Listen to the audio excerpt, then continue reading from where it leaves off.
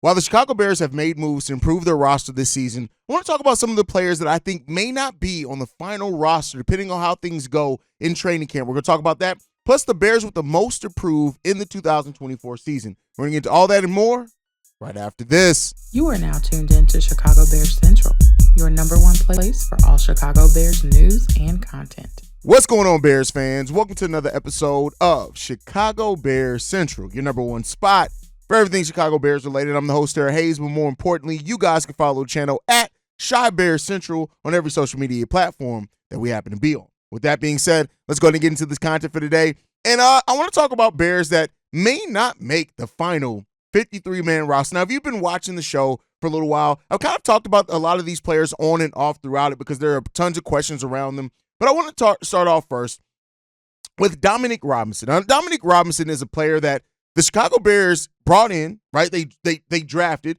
showed some flashes absolutely as a depth piece at 6'5", 250 pounds. This was a guy who, as an edge rusher, position of need for the Chicago Bears, understood why they went out and got him, why they gave him an opportunity to start after trading Robert Quinn a couple of years ago. But at the end of the day, it just, unfortunately, he just never has really panned out for the Chicago Bears. And this is a position of need. And, if they were able to get and believe in Dominic Robinson, I think that we were really hearing him. And I do think he's going to get a chance in training camp and things to maybe make the team. But I can completely see a world where, especially if the Bears do draft an edge, with having DeMarcus Walker there who can go inside and out on that defensive line, that we could very well see the end of Dominic Robinson on the final 53-man roster. That does not mean the Bears can't look to maybe pivot, bring him back to the practice squad if they still see anything in him. But Dominic Robinson has done nothing really but fall since he came into the NFL and for the Chicago Bears after, like I said, initially showing some flashes when he was used off the bench as a depth piece originally, but that just never came around for him to actually look like a player that's ready to contribute for the Chicago Bears. And unfortunately, at only 25 years old, it seems like it's just not going to happen for him. In his rookie year, playing all 17 games in his rookie year, having 30 total tackles, 19 of those being solo, and 1.5 sacks, he came down to those numbers all came down in the second year. Only 11 games played, 12 total tackles, nine of those being solo, only a half a sack. And so despite the physical promise of Dominic Robinson, it just has not turned out to be something on the football field that has really worked out in any type of meaningful way for the Chicago Bears. And so I do think that Dominic Robinson is definitely a player that we could see go into maybe that practice squad or just not be on the roster. Maybe another team takes a shot at him. But listen, especially when you have players like Travis Gibson who left as well, didn't really have a solid season. Also, you clearly see why the Bears needed to go out and get Montez Sweat and why a lot of Bears fans are looking and hoping for the Bears to draft an edge also in this draft, which I do think is a pretty good chance of that happening. And let's talk about another player that was in their second year, in Josh Blackwell.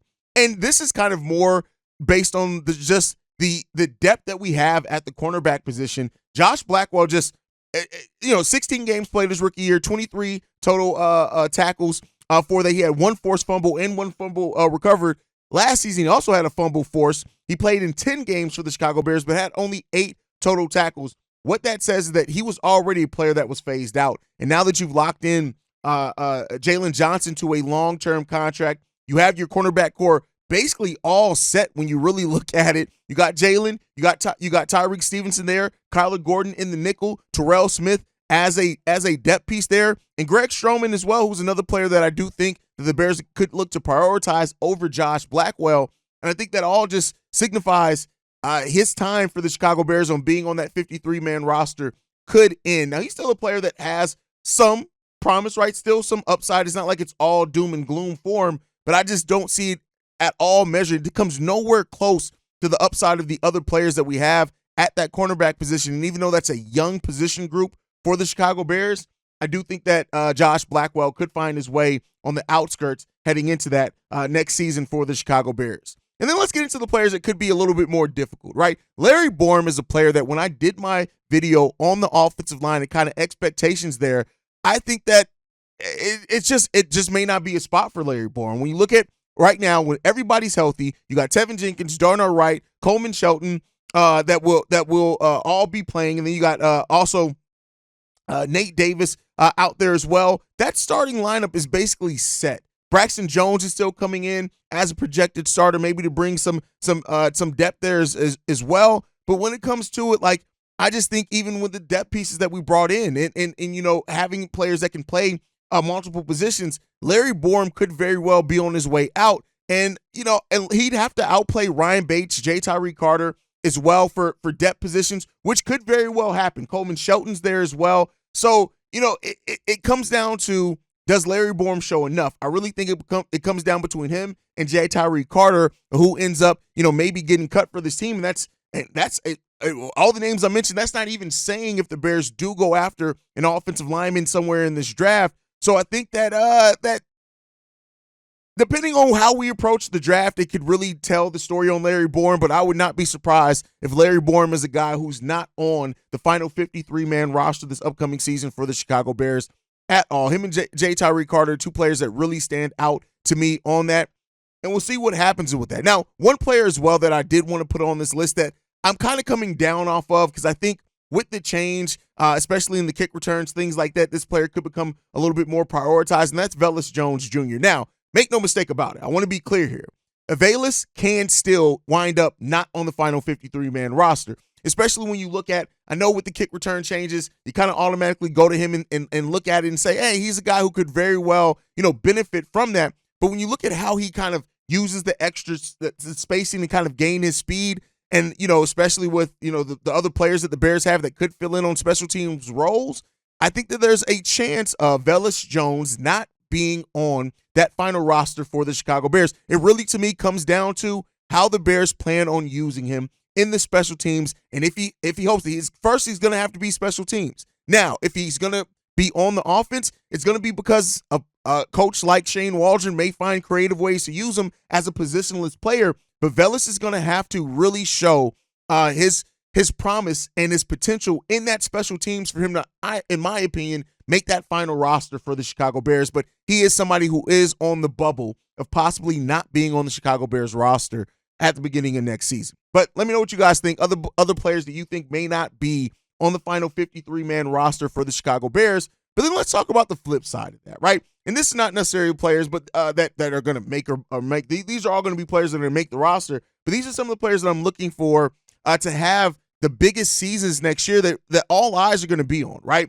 And they're really kind of setting the foundation of that. The first one is going to be the other rookie on the offensive line, Darnell Wright. Darnell Wright had such a good rookie campaign for the Chicago Bears that I do think that, all eyes, especially now with a new quarterback coming in, are going to be on how does he develop, right? A lot of my personal criticism on Braxton Jones has come down to the fact that I just don't think Braxton has really developed much since he came to the NFL. He came in with a lot of promise, came in with that physicality, and that's still kind of how he is. We don't want that with Darnell Wright. Darnell Wright had a great rookie campaign, and when the way that you look at it, and, he's in protecting the new quarterback, he's going to be hugely important for that. He went through his rookie struggles. We all know that was going to happen, but he looked like a tackle that can be one of your franchise offensive linemen. And so you're really looking at him to take a step forward in the 2024 season. I think probably more than anybody else in a lot of ways, really looking at him to step up hugely for the Chicago Bears.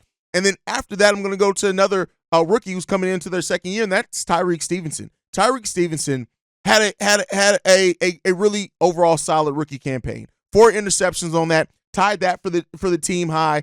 He had 16 pass breakups as well. That tied for with Seahawks cornerback Devin Witherspoon for the most for a rookie, and 5th most in the overall NFL. Stevenson had a Defensive Player of the Week as well in Week 17. He has such a bright future that everybody's going to look at now, not going through rookie pains, coming in, understanding what's needed, how Tyreek Stevenson's next season, his sophomore season is, added to that with Jalen Johnson and Kyler Gordon is going to be important. And one of the most exciting position groups for the Chicago Bears team as well is that young secondary. And so really looking at him to have a big season moving forward for the Chicago Bears as well. I think that Tyreek Stevenson is a stud. And I think that, him and Jalen really do pair well, in my opinion, out there. And that's another player that we're going to have to put on this list. All eyes are going to be on Jalen Johnson. You now got paid. after a career year, a year in which the knocks on you came and showed those, your ability to get interceptions after Montez Sweat came. And right or wrong, now those expectations are going to be on Jalen Johnson to show that he can continue doing that. And keep in mind, he's only 25 years old, so he still has room to develop as well. And while he's gotten better every single season, people are really going to be looking to see if Jalen Johnson was worth that top cornerback money that the Chicago Bears paid him. And I can't knock it. He got paid, so now eyes are going to be on him, especially, again, like I said, with Tyreek Stevenson, in one of the most exciting position groups we have right now on the Chicago Bears. But then to go from that to another player that got paid last season, that's Cole Kmet. Cole Kmet had a career year. And, now with Shane Waldron coming in and how Shane Waldron likes to use tight ends, he showed himself to be one of the best tight ends in the game of football last year. 7th in receptions with 73, 9th in receiving yards with 719, 2nd in touchdowns with 6 among all tight ends. That 4-year, $50 million extension, he looked like he earned that. But now, with a new offensive coordinator that's hopefully going to bring in a better and more versatile offensive system, with a new quarterback as well that's going to be trying to use their tight end as a safety, right? Safety valve for you.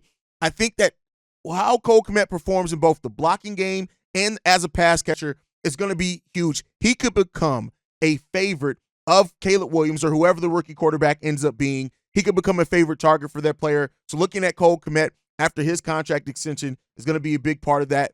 Also, that I think, kind of building off what he showed last season, I think he's going to be a Bear that everybody kind of has their eyes on.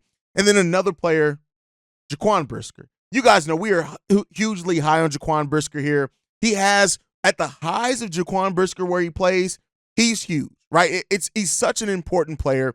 The way that he hits hard, things like that, how he always seems to be around the play. But there also were some lows for Jaquan Brisker last season, especially with his health. Sometimes to start off the season, he started off a little slow. So we really want to see Brisker kind of come in, be that leader that he really started to show himself to be on that Chicago Bears defense. And now when you look at Kevin Byard being there as well, a player that, seems to fit really well with Jaquan Brisker, it's going to be important that his voice is out there as a leader.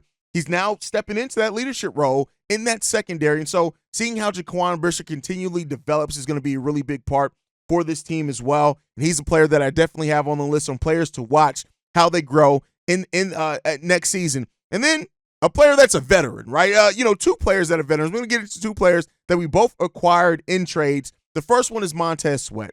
Montez Sweat didn't play a full season with the Bears, but he led the Bears in sacks last season. And overall, our defense really started rounding that corner with Montez Sweat coming to this team. And with the new defensive coordinator that came in, hopefully getting him a somebody to go on the opposite side of him. Montez Sweat, the expectations for him coming into the 2024 season are going to be huge. He elevated everything around that Chicago Bears team. Everything that the Chicago Bears improved on, he helped be a part of. The synergy between the secondary, the pass coverage, and the pass rush is there. And right now, the Bears haven't really shaped up to really add another dynamic pass rusher on the opposite side of him. So as of right now, it's just Montez Sweat, right? Yeah, you want Andrew Billings, you want DeMarcus Walker, you want Javon Dexter, who I'm going to talk about here as well before we end this segment. You want all those guys to step up, but Montez Sweat is now your anchor on your defensive side of the ball, and he's going to be hugely important for that for the Chicago Bears as well. And much so, like I just said with Montez Sweat, same thing with DJ Moore, who had a career year with the Chicago Bears last year. Set a high in receptions, 96, a high in yards, 1,364, touchdowns, 8. And the offense we know wasn't the best, right? We know that the offense wasn't the most dynamic or anything like that. It was a flat offense. Now you're pairing him with Keenan Allen. You're going to have a new offensive coordinator in Shane Waldron as well with your new quarterback that he's going to have to build chemistry with, because we know the chemistry between him and Justin Fields was there. But everybody's going to be looking at DJ Moore, especially with how he helps the development of our new young quarterback that's coming into this team. So DJ Moore is definitely one of the Bears also that we're looking for to have big seasons in 2024. And then the guy I'm going to end this with is Javon Dexter. The 3-tech is the most important thing. Matt Eberflus has talked about it since he came in here, how important the 3-tech is to his system. And whether right or wrong, the Bears haven't went out and got a 3-tech. And it seems like they are betting on Javon Dexter to make a leap in year 2 and giving him an opportunity to show that he can be that 3-tech needed for Matt Eberflus' system now and in the future. So a lot of that attention is going to be on Javon Dexter, right? Especially if the Bears do get an edge in this draft. It's going to make that even more important. The pressure from the interior defensive line is going to be one of those things. It's not necessarily going to be the sack number when it comes to Javon Dexter. Look at more of the QB pressure rate, those type of numbers for Javon Dexter, but you want to see tremendous growth from him, especially if you're heading into the season now with him being your starting defensive tackle next to Andrew Billings. It's going to be an important part to see the young guy really step up and develop and show that he can be that starter for the future, because if he doesn't, the Bears may have to look and pivot and do something different in subsequent years. So this is Javon Dexter's year to really put an imprint on this game and show he's a guy that can be relied on to be that 3-tech of the future for the Chicago Bears, and we'll see if he can do it. There's a lot of doubt around, that, especially with the Bears passing up on Jalen, not drafting him. So you really want to see Javon Dexter step up and show, hey, no, I can hold this position down. I can help be one of those anchors on the interior defensive line. No, you don't have to go out and get a veteran to be that 3-tech. I can be your guy, and then it's going to come down to Javon Dexter on that as well. But a player that we don't even necessarily know who's going to be there, even though all signs are pointing to Caleb Williams. I think as well as we're talking about all eyes being on a player, whoever is taking snaps at quarterback for the Chicago Bears next season is not just going to have the eyes of Bears fans, but they're going to have the eyes of the whole entire NFL watching to see if the Chicago Bears got it right. That's what everybody's going to be looking to see. Like I said, right or wrong, that player's coming in, Caleb Williams or whoever else it is, if it is anybody other than Caleb, which I think all signs are pointing to being Caleb Williams, everything right now is on the eyes of how that player comes in and develops. How Caleb Williams comes in here and how many of those flashes of that potential that everybody's talked about, how much of that do we see in year one? Can Caleb Williams be the reason why the Chicago Bears offense wins us some football games, right? I know, and I've said it before, the temper the expectations.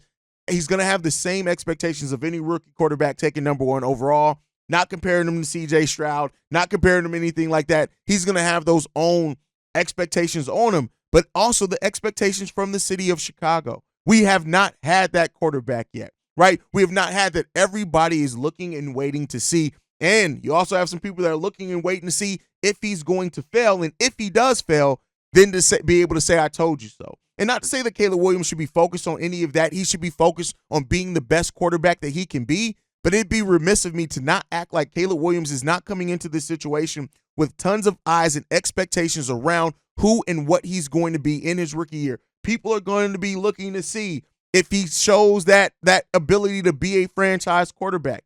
And like I said, some of the expectations, yeah, are they a little unjust? Yeah, but that's the nature. And I'll say this, as well as how Caleb Williams talks, it's going to be important for him to back up what he talks about as well. And listen, he's not a guy who's quiet, who's going to come in and just say, let my game talk for himself. He's already been comparing himself and saying things that kind of buy into or play into what Chicago Bears fans are judging him by. So it's up to Caleb Williams to really show if he can do that. And so, we'll see, man. And overall, as well, outside of the players, listen, the coaching staff, Matt Eberflus has tons. Whether that the Bears plan on letting him play out the final year of his contract, which is the 2025 season or not, people are looking at Matt Eberflus and what he does this season as well. The Bears chose not to move on from you. They doubled down. They upped your offensive staff, brought in so much talent when it came down to it. So we got to see what's going to happen with Matt Eberflus. But let's not overlook Matt Eberflus and Ryan Poles for that matter. Ryan Poles moving on from Justin Fields, getting his guy at quarterback. That's how it's going to be looked at. These guys have tons of pressure on them. The Chicago Bears are going to be a situation that not even Bears fans are going to be watching next year to see how it all shakes out when it comes down to it. And, I hope that they sync. I hope that everything works out. And there's still going to be some players that don't work, right? There's still going to be that. There's going to be some that don't turn out or develop the way that the Bears hope for or wish for. But to watch this coaching staff and to watch this front office really go out and develop the guys that they've looked at now as their guys, let's see what that's going to bring for the 2024 season for the Chicago Bears. But let me know your guys' thoughts all down below. As always, love to hear from you guys. Shout out to Bobby as well for holding it down for me on the daily episode yesterday as I couldn't get to it. Work got to me. But I love you guys so much, man. Make sure you guys are following the show at Shy Bear Central. You can send us any feedback, questions, comments, concerns. chicagobearcentral@gmail.com. Lastly, if you want to leave a text message and our voicemail for the mailbag, the number to do so, 773-242-9336. We are the number one spot for everything Chicago Bears related, thanks to you guys. And like I like to end every episode on, Chi-Town up, but bear down. Love you guys. Peace, y'all. This has been a presentation of the Break Media.